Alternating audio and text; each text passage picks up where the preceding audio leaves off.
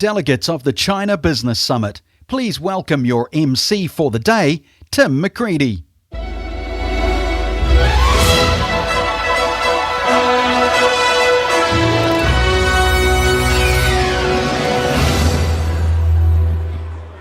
Ina mana, ina reo, iro, rangatira ma, tēnā koutou, tēnā tātou katoa. Good morning, everybody.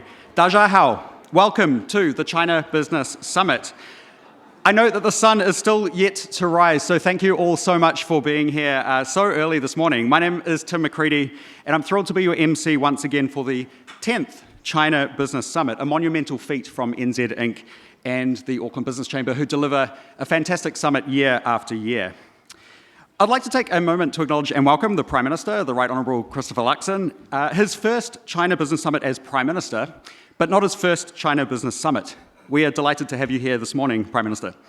I'd also like to welcome the Minister for Trade, the Honourable Todd McClay, the Chinese Ambassador, Wang Zhaolong, Sir David Carter, Dame Fran Wild, Dame Therese Walsh, former ministers, MPs, and all distinguished guests, especially those that have travelled here from overseas.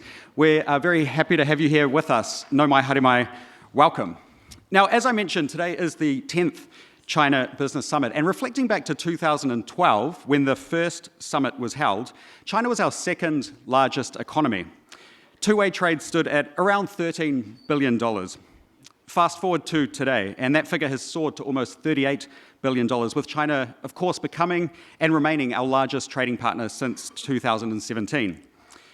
But as the Foreign Minister recently said, we are living in a more fractious world than we were 10 years ago, and understanding New Zealand's complex relationship with China and how to navigate it is important, and it is therefore fitting that today's summit is themed Navigating Today's China, where we can look forward to hearing from political leaders, business leaders, and thought leaders on that theme of navigation as we chart a course towards the future of our bilateral relationship.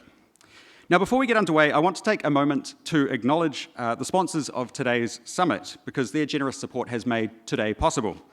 So our platinum sponsors, ANZ, Air New Zealand, Fonterra, the Ministry of Foreign Affairs and Trade, and New Zealand Trade and Enterprise, thank you very much. And alongside them, our valued sponsors, Silver Fern Farms, Zespri, Maito Q, Comvita, and the Asia New Zealand Foundation. Thank you all very much. And thanks also to our supporting organisations that are on the screen behind me. Now, at the end of today's summit, what's become sort of somewhat famous at the summit is the prize draw. Air New Zealand has kindly given us some return flights to Shanghai, and we have vouchers from Silver Fern Farms as well to give away. So do stick around for those. Remember, you have to be in the room to be able to win the prize. Apologies, Prime Minister, I know you won't be here. Now, just before we begin the formal proceedings, a couple of quick housekeeping points. The closest bathrooms are out the doors behind you and to the right. In the unlikely event of any emergency, follow the lead of hotel staff. They'll escort us out via the green exit signs. And the Cordis is, of course, a no smoking, no vaping venue. However, there is a discreet undercover smoke area outside the City Road entrance to the hotel if you need one. Throughout the day, please be part of the conversation. Send any questions you have through to session moderators. You can do that using the Slido platform. The details for that are on your table and on the screens, but the hashtag for Slido and for all social media is CBS24. So that's it. With all that out of the way, I will hand over to Fran O'Sullivan, who along with Simon Bridges are our two co-chairs for today's summit. Thank you very much, Fran, and congratulations on 10 summits. Thank you, Tim, and thank you so much for your contribution to so many of them yourselves.